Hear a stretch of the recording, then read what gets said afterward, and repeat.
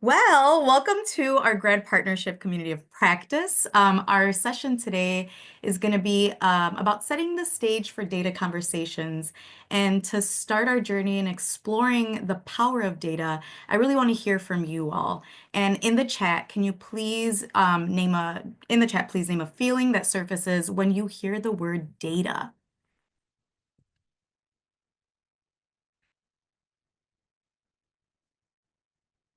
Evidence, anxiety, Oh, excitement, facts, accountability, definitely. Oh, opportunity. I love that information.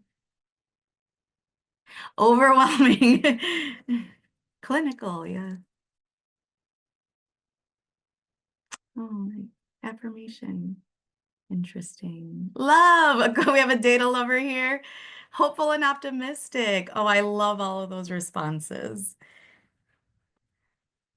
Awesome. Well, I'm excited to hear from you all and in supporting you in thinking about data conversations in our time today.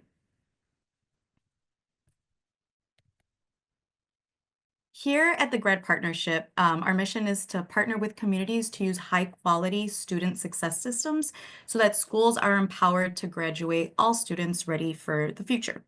And so today, again, like I mentioned, we'll be exploring the role of data conversations in those success systems. I want to acknowledge and give a shout out to all the organizing members, a part of the GRAD Partnership who are making this possible, working behind the scenes. We have a consortium of 9 student success organizations, and each of them have decades of experience working directly with schools, school districts, departments of education, and helping implement early warning, on-track MTSS, and attendance teams, college readiness, and a lot of other student support and school improvement systems. Through our time today and in future communities of practice, you'll gain tools and strategies to foster data-driven decision-making. You'll gain insights on centering student experiences in your improvement work, practical approaches to designing, testing, and refining solutions, and a collaborative space for you all to reflect, learn, and grow with each other. I want to formally introduce myself. My name is Andrea Cortez, and I am part of the facilitation team. And I'm joined by Jasmine Furman, an amazing, brilliant data strategist, and we are both with the Network for College Success. I also want to formally welcome you all. And again, I want to get to know a little bit about where all you all are coming from. So please in the chat, can you share your name, your organization, and where you are located?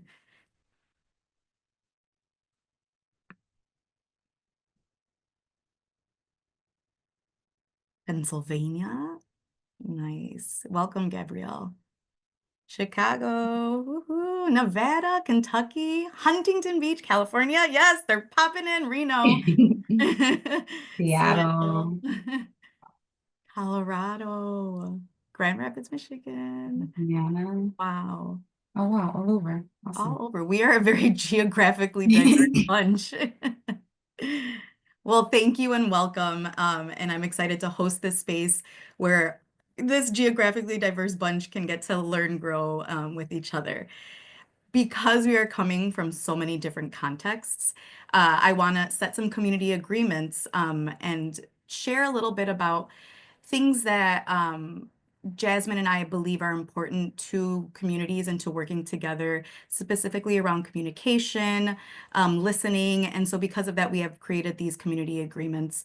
We, not me, please share stories and airtime. We want to make sure that we are learning from each other and having as many opportunities to hear from others.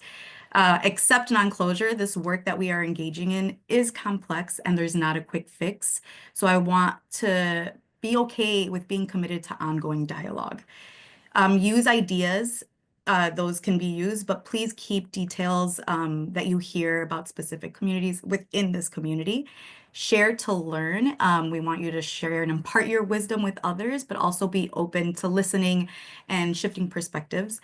And most importantly, make room for joy. Learning is fun. And so we want to make sure that we are intentionally creating that space and those opportunities for fun and joy here with all of us today. So please take a moment to read the community agreements and choose one that you feel is most important for you to engage in learning about data conversations today. Take a moment. Okay. Hold on to your community agreement tightly. We are going to drop the link to our activity guide. Now, this link is going to is a forced copy. So this copy that you're making is yours to keep. You can take notes, do whatever you need in there to help with your learning. Also, I recommend saving it somewhere where it's easily accessible later so that way you can revisit your notes. At the bottom of the activity guide, you will see resources. In those resources linked is this student success team reflection and action planning tool. This planning tool has more descriptions about characteristics of different success teams, as well as ways to support you all to help you grow in those different areas. Through our time today, I wanted to share the learning arc of what we'll be engaging in. Today, you're here because we are setting the stage for data conversations. In February, we hope that you come back with us, and we are going to be exploring root causes together. And then in March, we're going to be designing strategic student-centered actions. And then in April, sort of rounding it out in some reflection to refine and sustain any success that we've experienced this year. All of our communities of practice address one of the components in the student success reflection tool that I mentioned earlier.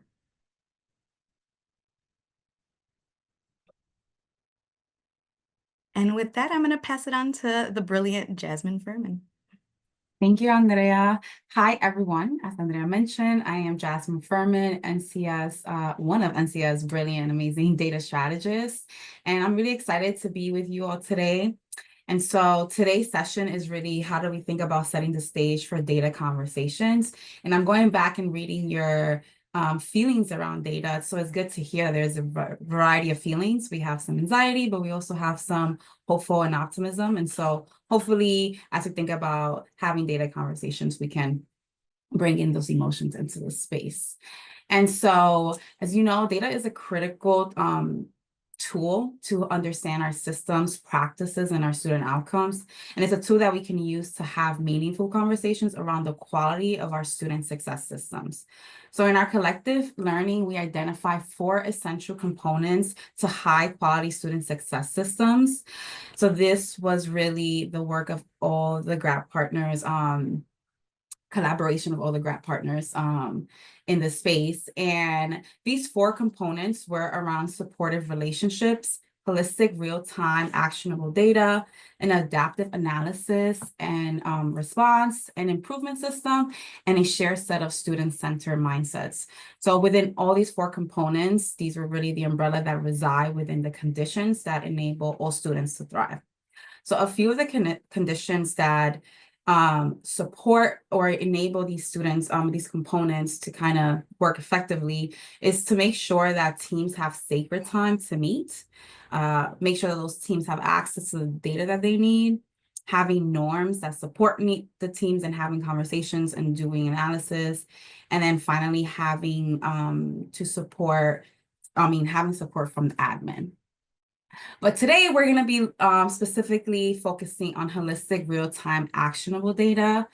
And this component really talks about how schools need to have access to research-based predictive indicators that are available throughout the year, that are as close to real-time data, and that are actionable both for the team, for the schools, and even for the district. So some of the key indicators that are within this component is identifying predictive metrics. So we can think about attendance, course grades, GPA, because they specifically link also to secondary and post-secondary success. We also want to get insights into students' well-being, their belonging, school connectedness, and classroom experiences. And finally, getting feedback from teachers, staff, students, and families to better inform our understanding of the school experience. You can read more about this component on the link that's provided in the activity guide all the way at the bottom under resources. So when reviewed regularly, these indicators can help us assess our ability to deliver meaningful and engaging and also challenging experiences that meet the needs of all our learners.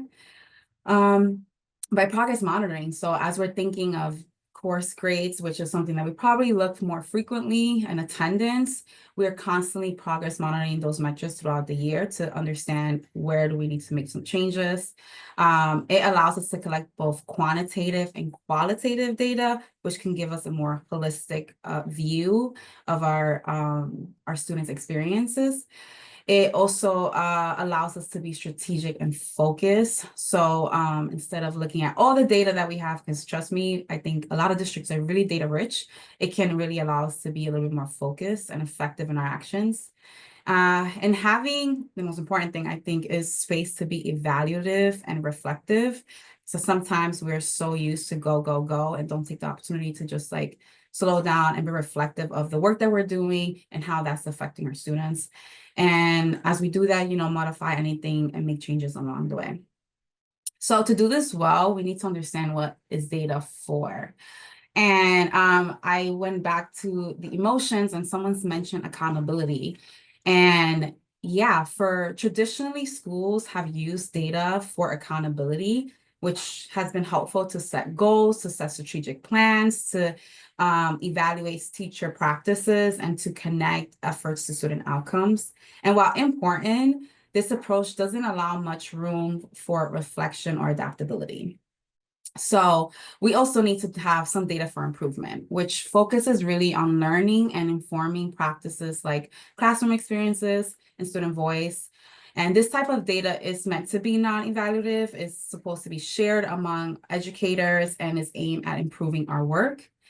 And what we like to think about really is how do we do data for transformation, where we're combining both data for accountability and data for improvement. So we use accountability metrics as our guide while using data conversations to reflect on our roles and improving practices to better serve our least reached students. So I've been talking a lot and I want to hear from you. So we are going to take a short poll around how often are you having data conversations in your school? And there you go. That was cute. Something will pop up. All right, we're getting some questions in already. I mean, some answers in. We have weekly. Oh, that's a great. Monthly, quarterly.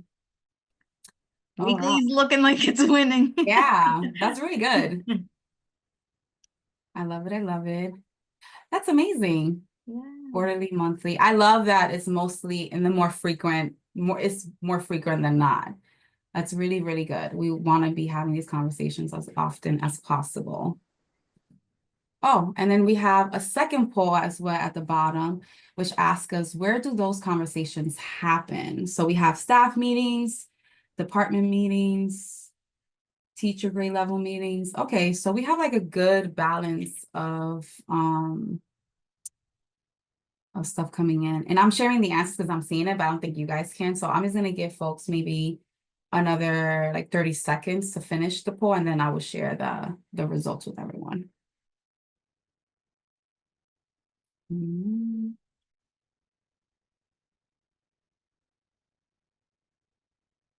Okay, we can poll. Okay. So as you can see, we have quarterly, weekly is the most common. That's great of how often we're having data conversations in our schools. And then we're having them mostly in staff meetings, department meetings, and teacher grade level meetings. That's great. I love that. Love to see it. So the reason we're asking is because one, we wanted to see how often we're having these conversations and where, and because we wanted then you guys to think about how will you describe the data conversations you have in your school. So I really want you to think for a second. This is going to be our chat answer. So take a minute to write your answer in the chat, but don't press enter yet. So I say go. and really think about the data conversations you're having in these staff meetings and department meetings, teacher grade level meetings, and what are they like? What would you describe them as from your experience? So take about a minute to do that. Press enter, and we'll have like a waterfall situation going on. Okay, we have responses coming in. Teachers tend to provide details to support their opinion. Different than data, targeted using the time given to identify students. Structured. Let's see. A lot of discussion, little action. We hear that often. The data, but do not use it to drive change. Okay. Ooh. Hence defensive. Sometimes generative, exciting, and empowering. That's Yeah. Valuable. All right, awesome. Unstructured. And use the data. We have a bit of workshops like stuff. Okay, awesome. Oh, it's already baked into your school culture. That's great. Okay. Oh, that's interesting. The identified data errors. Yeah, that's common. Sometimes we need to have those to identify some of the data errors that we have to work on. And this was very common with like grades and putting grades into the system. Mm. All right, awesome. Well, as people keep coming in, we are, because today is all about how do we have data conversations and what are the structures that support us.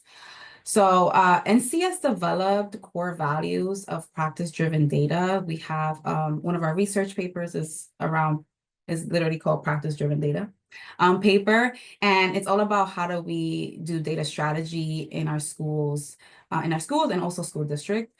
And one of the core values that came from that paper was, and also one of my favorites, is that data strategy is a social process. The data is only as good as the learning that supports it. And the reason why I love this is because I feel that, and as you guys mentioned, sometimes we have data, we're having conversations, but it doesn't go anywhere. And sometimes we use data to distract us from going to or doing the work that we need to do. So I think this core value kind of just grounds us in understanding that as much as the data is powerful and all it is, like what really is going to drive us to the next step is what we're learning from the conversations we're having around the data. And so for today, we ask that you also hold this value as we continue in the session. Can I So, add something to that, of Jez? course. I love this core value too, because it really asks us to lean into our curiosity when looking at data and sort of helps us resist the urge of that defensiveness that may come up when that some of you all named in your emotions. So this is a really great core value to help us in sort of staying in that reflective space. Thank you, Andrea. Absolutely. And so with that, we're going to talk about a tool that we use often to further support those conversations.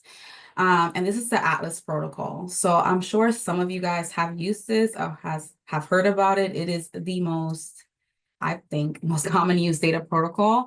And it's because it's pretty amazing. It has very simple structure of 3 big steps, but it really encourages us to be open and reflective about the data that we're looking at.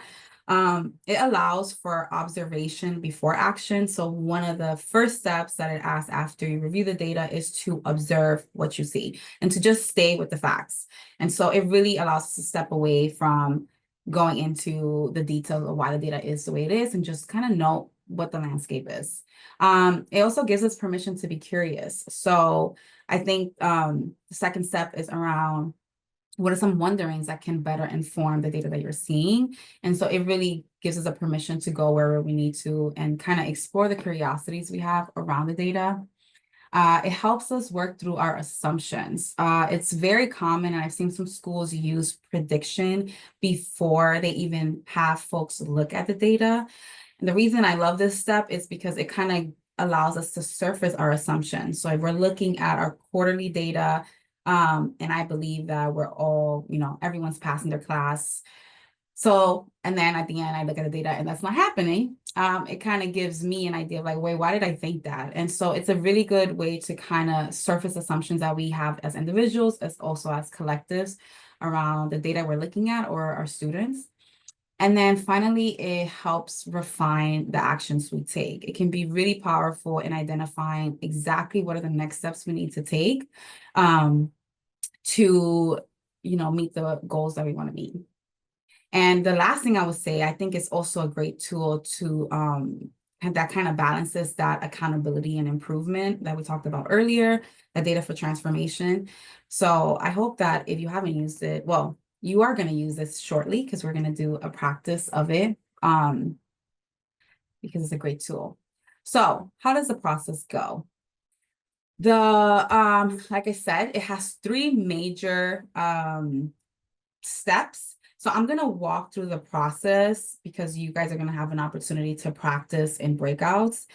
And then you also are going to have, we'll drop in the chat shortly, the detailed protocol. It is also your activity guide if you want to like explore more or learn more about this tool.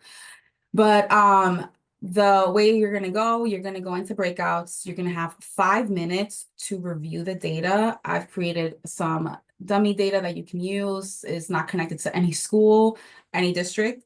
And it's just to get us kind of in the practice of using tools and structures to have data conversations.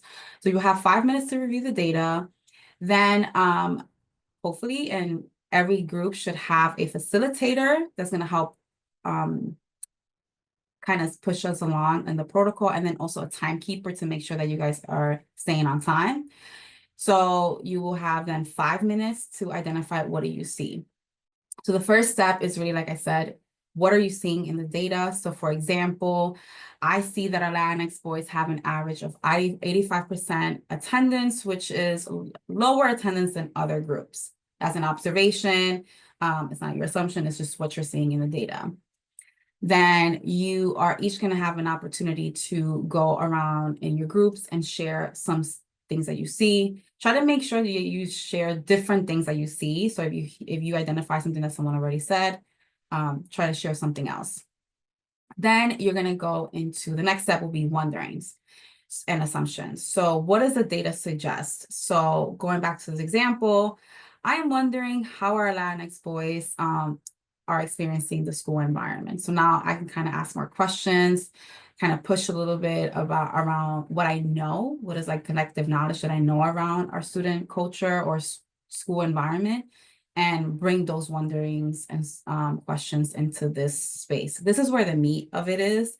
You really want to really think about what are your wonderings, what are some assumptions that we're making, and this is where you're going to spend most of your time. And then the last step will be implications for our team. What does this mean for our work? And this will be just 5 minutes to identify what are some next steps. So for example, following the same story, we want to learn more about what is going on with the Latinx boys. So we've agreed to schedule focus group with Latinx boys who have low attendance. So that's a clear next step that we can take to better understand, what's going on with them and how we can support them. So any questions around the process?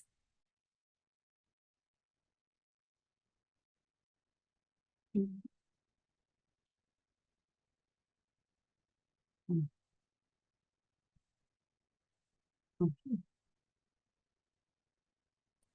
All have right. one question. Is there any Yes. qualitative data or will it just be quantitative that we'll be seeing? Oh, it's quantitative. So great segue to the next slide. So the data you'll be looking at is a student list and another tab with charts. We just dropped that link in the chat. Is also in your activity guide. Just to keep it simple, because this is really just about having a structure to have data conversations. So the data you're going to look at, you have student ID, student name, gender, race, English language status, diverse learners, what attendance range they fall in. So, if they have low attendance or high attendance, what is the student's current GPA, the number of Fs the students have, the GPA range they're in, and then finally the 9th grade status. So 3.0 plus GPA means that they didn't have any failures, but ended the quarter with a 3.0 GPA versus 2 Fs just means that they have 2 Fs right now in the course, 2 or more Fs. So that is the data you will be looking at. There's also another tab with the charts that connects to that student list, if that's a better visual for you all. And yeah, any other questions before we go into breakouts?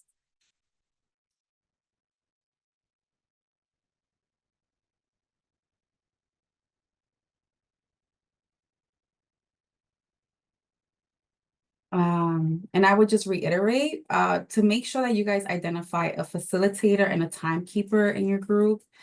The good thing about this is it's just practice. We want you guys to get an opportunity to practice with data that you're not connected to. And honor the protocol as much as possible. And the core value that we shared with you all. Yes. So if there are no questions, we can open up the breakout. So I want everyone to take a moment and take a breath. You just experienced your Atlas protocol with your breakout groups. And if I can have one person share out, what was this process like for you? The process of this data conversation.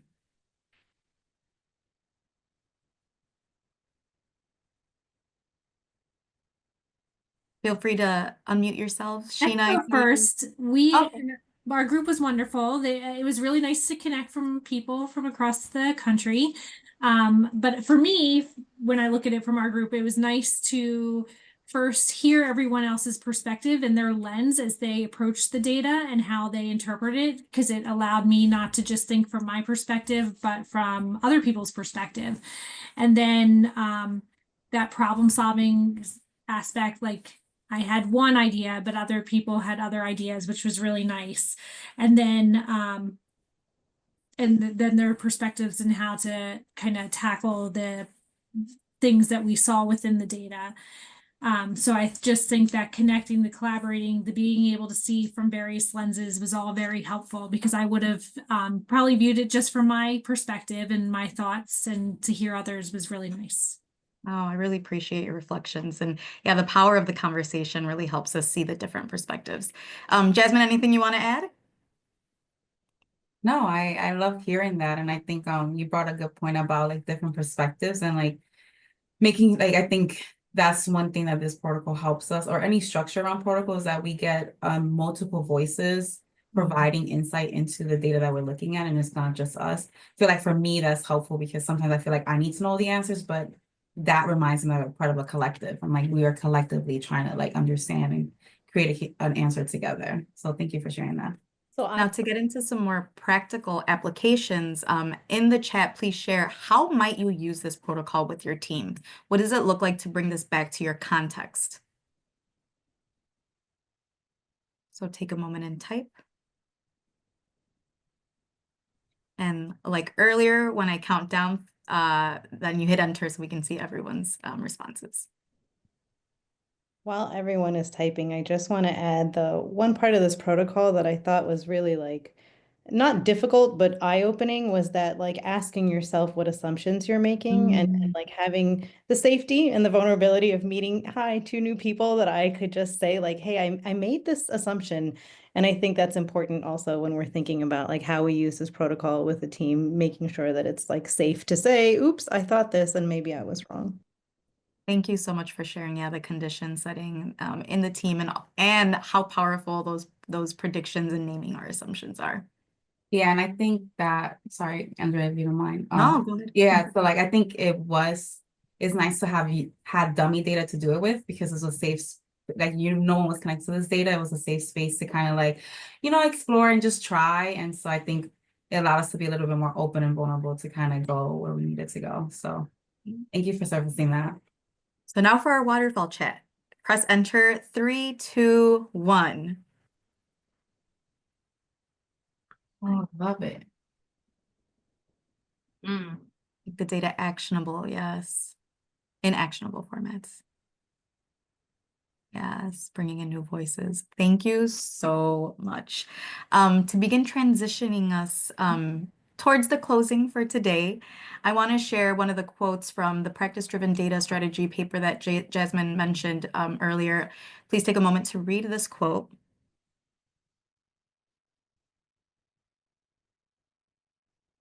And I really love this because it describes how our openness, reflection, reflectiveness, and like our dispositions and the risks we're willing to take, those assumptions that we mentioned earlier in our data conversations, lead us to using data for transformation. And it positions us as learners and moves us away from externalizing blame onto students, but really taking that reflective lens on like what in our systems need to be changed, what needs to be transformed. And so when we're having data conversations in a transformative way, we're intentionally trying to not reproduce deficit constructs. So again, we're going to use our chat one last time. We want to lean into the we, not me a community agreement. What is a main takeaway from today or possible next step you are considering?